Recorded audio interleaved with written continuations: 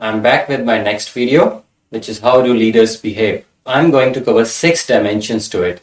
The first one is idealized influence. So leader characteristics that are ideal because one sees his or her ideal attributes, character in that person.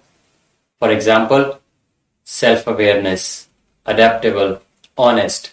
It implants pride in followers for being associated with the leader.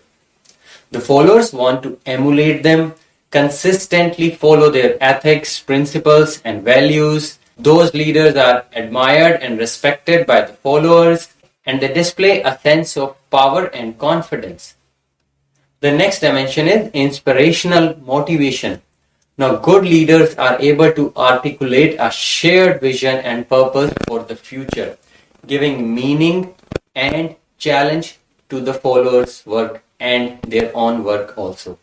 Followers are encouraged to envision an attractive future that the leaders envision. This results in greater team spirit, enthusiasm, and optimism. Leaders articulates it to everyone. Leaders in this dimension are visionary and provide inspiration. They talk optimistically about the future. They express confidence that goals will be achieved. Now these above 2 dimensions that I've discussed, which is idealized influence and inspirational motivation, together they are called charisma or the personality of a leader. So those leaders who can articulate and get people motivated and idealized. But beware of pseudo-charismatic leaders. Now, who are pseudo-charismatic leaders? They are high in inspirational motivation. They are good at inspiring people, but no idealized behavior, and don't mind putting or using them for their own benefit. A dark side of charisma that manipulates followers for their own goals or own gains. Now the third dimension is individualized consideration. Good coaches fall under this category. They know an individual's strength and weaknesses and unlocks the potential. They help their followers grow. Leaders are supportive. They have the ability to teach and grow others. A good leader should be individually considerate, like setting his or her goals also, rather than setting just common goals for everybody. Now the fourth dimension is intellectual stimulation. This leader challenges the status quo, thinks differently, and challenge people to do things differently. She questions the tried and tested ways. These leaders are risk takers, critical thinkers. They encourage involvement in the process of addressing issues and finding solutions. Basically, they encourage non-traditional thinking. Now the next topic is contingent reward. This dimension involves mutual accountability of the goals. It is a motivation-based system that is used to reward those that meet their identified goals. It means defining the outcomes if goals are met. Leaders understand that task is objective and meeting them is another objective. They prioritize goals as well.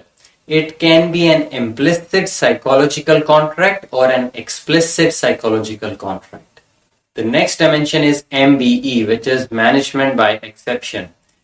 It constitutes performance tracking and failures. Leaders look for deviations and control them. For example, they organize and plan tasks and then try to control them. At times, if there is a non-compliance, punishing comes into the picture. Now, these are the 6 dimensions that I have discussed. We can also categorize or group these dimensions under 2 categories, which are transformational leadership and transactional leadership. Now, transformational leadership covers idealized influence, inspirational motivation, individualized consideration, and intellectual stimulation. So transformational leadership is focused on the vision and followers. It encourages followers' development. Transactional leadership, on the other hand, is mainly around management. It covers contingent reward and MBE. As you can see, leadership also covers management. So the relation between them is fluid. Now the question comes, what sort of people should be in the senior leadership team? A senior leadership team should be a mix of attributes to handle different situations, and all shouldn't be of the same type.